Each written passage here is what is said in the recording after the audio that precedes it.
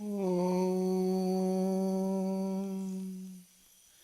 Jananim Sharadam Devim Ramakrishnam Jagadgurum Padapadme Tayo Shritva Pranamami Muhurmuhu.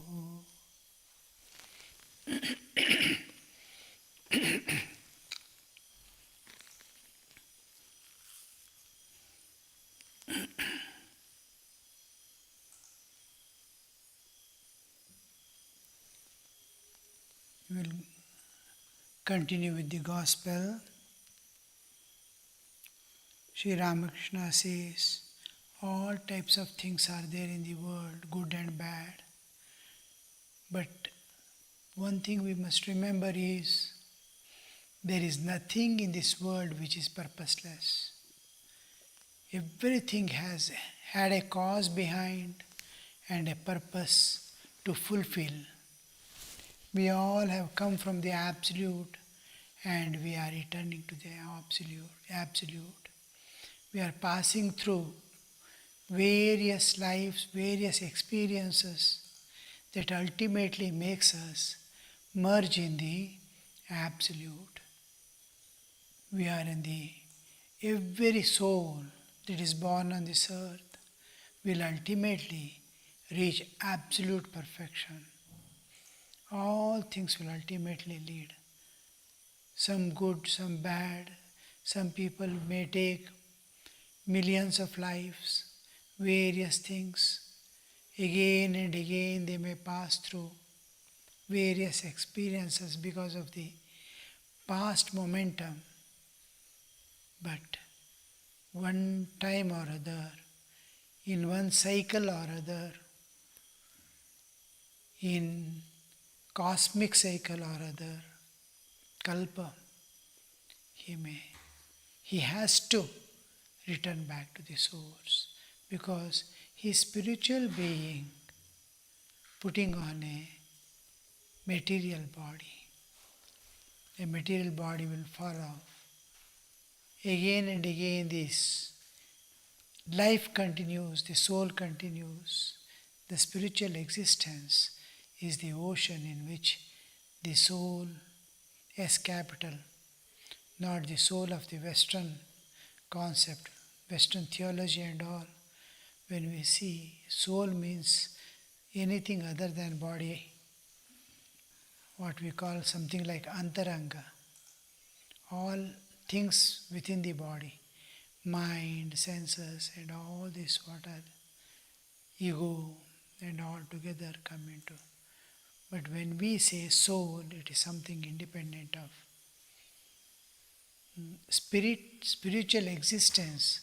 We come to the level of Chaitanya. Chaitanya word and Chaitanya concept is not there in Western religions and spirituality also. Spirit is what divine is or God is, and all that responds to God, even in human existence, that part of our being which responds to God, they call spirit. We have another concept of Chaitanya, which is absolute imperishable ocean of consciousness, which pervades everything like space. Space pervades everything, and it is that which gives existence to all that exist. And it pervades the human body also. The Chaitanya that pervades the human body we call Jivatma. The consciousness that pervades the whole universe we call Paramatma. Paramatma is common to all beings in this world and beyond. Wherever if life is there, it pervades. So, the thing is, all experiences are needed.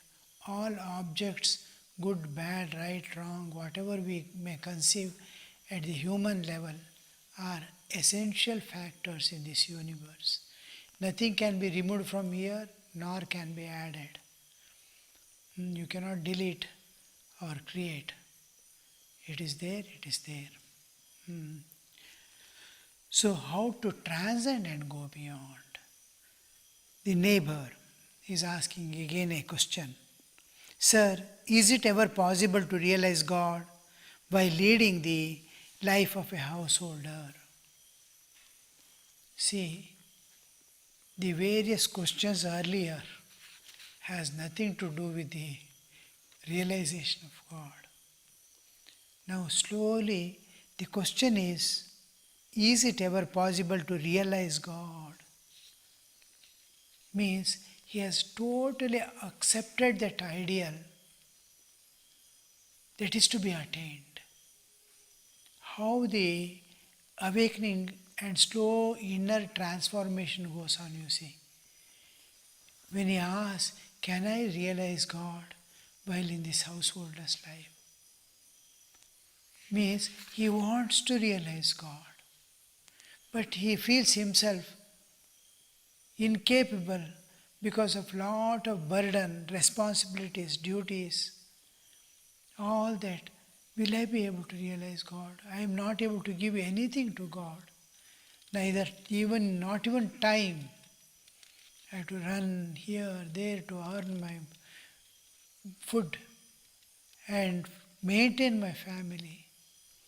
Will I be able to realize God? Living in the world. Or should I leave everything and run away to the forest? So this question shows the person has accepted the ideal, and not only accepted the ideal, but imbibed it to be his own, and he wants to realize God. He has accepted and implemented in his life already. Sir, is it possible to realize God while leading a householder's life? Leading a householder's life. Being in a householder's life is different from leading a householder's life. I am a participant. I possess the ego of doership. Being in a householder's life, he need not take the responsibility, or he is there in the householder's life. It can be like boat in the water. It can be he is anointed with something that is water doesn't touch him. He has poured oil on his body that water will not touch. Like that he may be nirlipta. But here he is leading he has responsibility to do this. He is the only person who has to do as if. Who else will look after the children and family if he doesn't do? Certainly, Master says, certainly. But as I said just now, one must live in a holy company and pray unceasingly. Now the important two disciplines Sri Ramakrishna is telling, company of holy men, who constantly think himself of God. If nobody is there, he is at the feet of God, feeling his living presence and in various ways communing with him, interacting with him, being in his awareness, merging his own personality in him, total offering. He is there at the feet, except in his mind there is no awareness any of the world. His awareness is always filled with the divine. He attends to all things, people who come and go, people dependent on him, everything he is attending. But his mind and his soul are offered to. He is called holy man, who has unbroken link with the divine. The inner channels that are connected to divine are intact. So such a person is called holy man. With holy man, holy company, most important part is wherever you go, Wherever you want to live or spend your life, have a contact with a person who is advanced in spiritual life, truly, not bookish knowledge, but some struggle. He may not be well read, he may not be able to explain to you the intricacies of scriptures, but he is leading a pure life dedicated to God. He doesn't know anything. He just knows the name of God.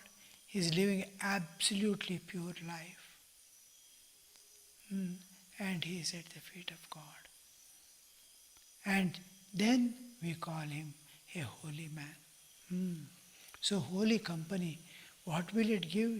It induces purity in you, moral perfection in you. It will generate love for God. It will generate in you the nature of sacrifice. We are always self-centered and selfish. Human existence means it's always in animal. There is the instinct of self-preservation. It wants to save itself. But man is not satisfied with that. He wants to grab everything, keep for himself, not to give or share or part with it, even if the other person is on the deathbed. So this is his nature. He keeps his reserves hidden. He doesn't want anybody to know what he has, lest he may ask someday a help. So this is what we are finding always. So here first lessons of sacrifice. Don't possess anything. Possess it for others. Don't earn anything. Earn for others. Whatever you do, it must be for God or for others. Whatever skill God has given, nature has provided you with physical strength, intellectual strength, all this utilize to do something, earn something, get something, even education, to give to others. We are not going to take anything from here. So what all you have, earn, get more, and distribute it to the needy and trying to see the divine and worship God. So this, from holy men, you will get all these natures, to be kind to others, not to use harsh words. What is that? Gata gata ramata, Rama Ramaya, Katuka Vachanam, Mata Bol. All these are, whatever bhajans you sing, are all written by Sivar. He is singing a song and asked, what are you singing? He says, praying for enlightenment. So this is the way. So all these, so many benefits you get from living with. He himself lives and shows one important law, that's whether you call it psychological or spiritual level. Life alone transforms life. You may read so many books, but if you see a person living a perfect life, it transforms your life. So he, holy man, will show his life. He is leading an exemplary life that anybody can absorb, follow, and adopt in their life to be a holy man. So one must live in holy company. How much of prayer, what all you have to struggle to have a spiritual companion, to get a spiritual company, a holy man, holy company, and pray unceasingly.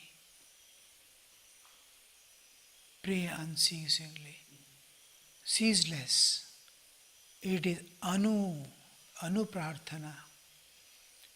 Prarthana, we all, every human, anywhere, at any time, you will see, one time or the other in his life, here, but we don't know what.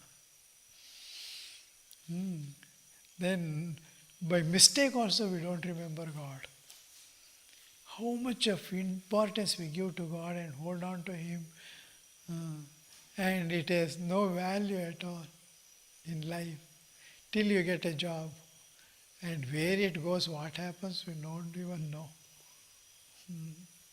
So, but that prayer, and to tell anything deeper, whatever you think, wish, will, you want to build a house. You are not believing, you are atheist and you don't believe in God. You want to build a house. The thought that comes in your heart to build a house, with that, the will that is he is going to apply unconsciously will be seeking or seeing that no obstruction is there in his path. He wants to go for a job. He is an atheist, he doesn't believe in God. But he wants somehow, he must get a job. I must go and present myself. And they must accept me. There is a blind, dumb prayer which he himself doesn't know. He is praying. Every wish, even of an atheist, every wish is something like a prayer. It is a prayer to his own self. It may not be to God because he doesn't believe in a thing called God, but he believes in his own existence. It's a prayer to himself that he is presenting, oh, it should happen, I must get a job. I must get a job. That wish, every wish becomes a So it is something, because mother is a conscious entity and interested in that child. Same thing, neighbor's child, Papa, it does. She will close that window from where the sound is coming. This child, always weeping child, she doesn't attend because she is not concerned with the neighbor's child. Her child she is concerned. It's a problem for the neighbor, but it is a interesting thing for herself. And how that child is being treated or considered, or her concern, her dedication, same thing God has for us. God loves us to unimaginable depth, as if God cannot exist without us. So much so. And He has all the concerns for the jiva to come back to his dhamma, the source from where the jivas came. Just like a mother with concern, your prayers, it will make God to move. It's a child's weeping for. And here Sri Ramakrishna adds the term unceasing prayer. Unceasing prayer. First of all, how can this prayer be sustained for long? I start praying, sitting and praying. After some time I started getting bored. What to pray? Same thing again and again. give me vidya, buddhi and all. Uh, but what does a spiritual aspirant pray for? He doesn't pray like a child who's standing before God and praying for vidya, buddhi. He'll be praying for moral perfection. He wants absolute purity to attain. He wants spiritual enlightenment.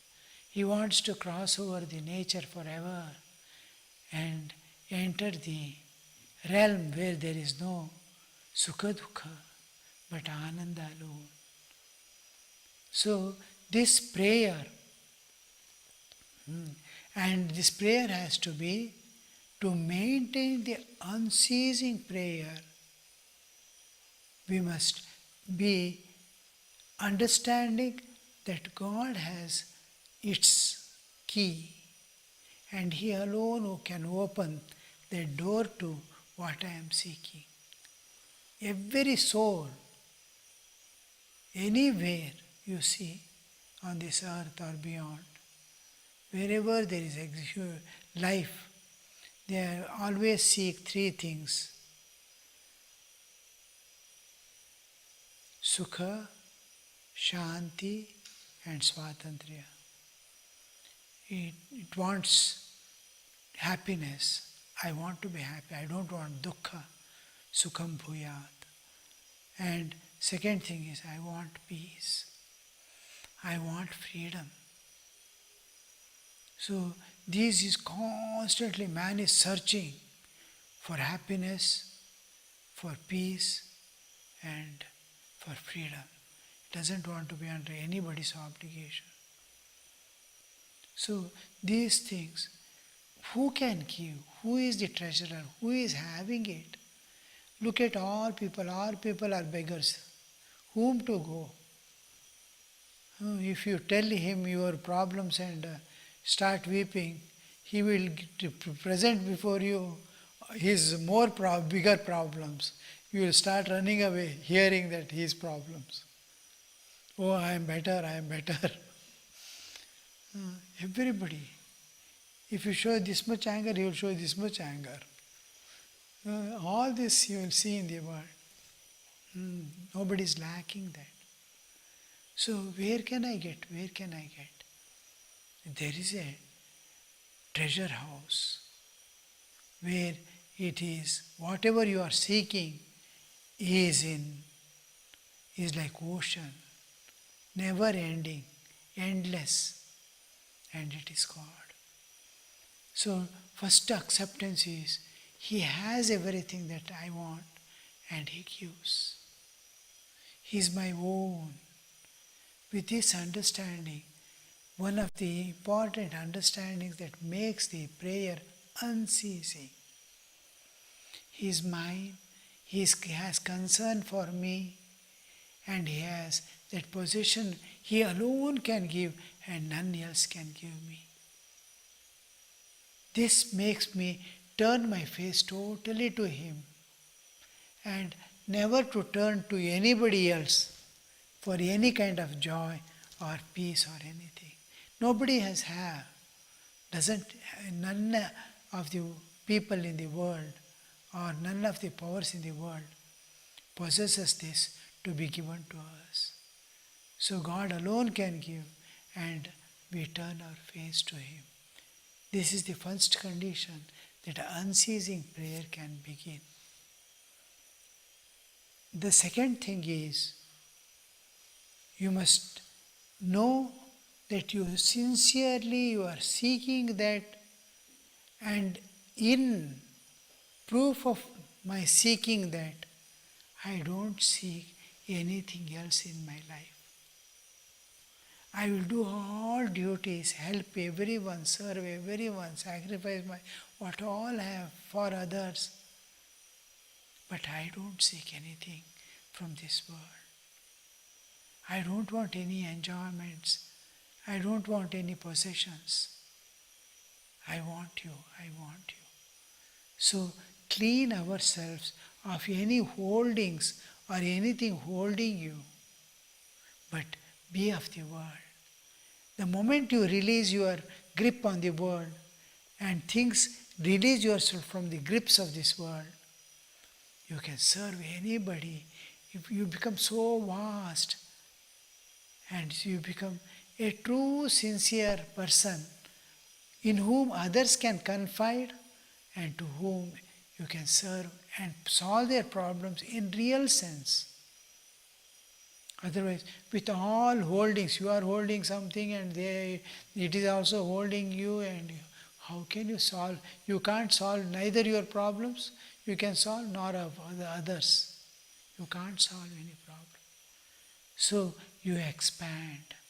This is the second condition, that you must be able to have unceasing prayer.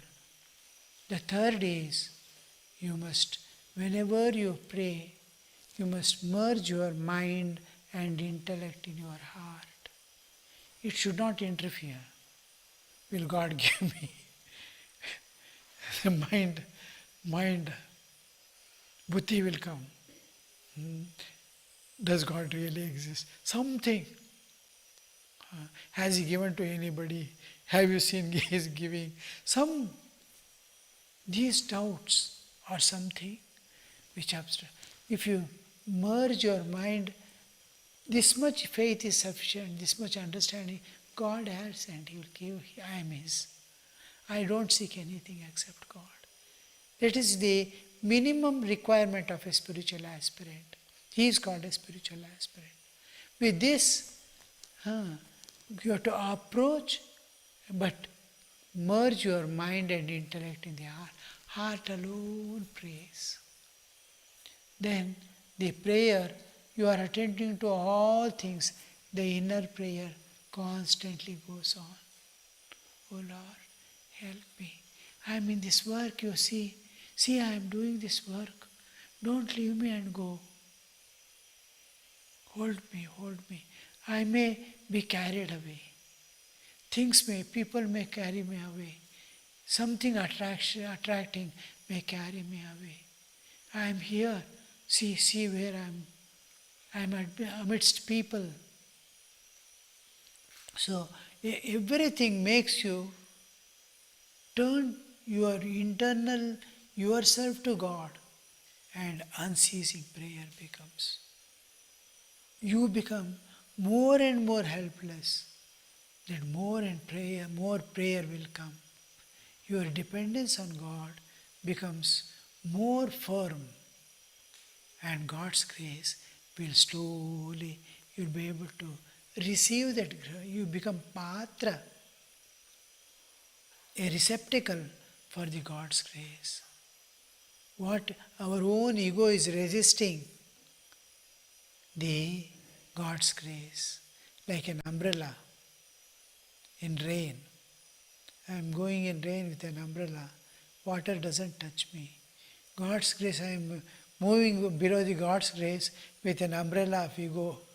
That God's grace doesn't touch me. So when this umbrella goes away of ego, God's grace starts flooding me. This is the process of unceasing prayer.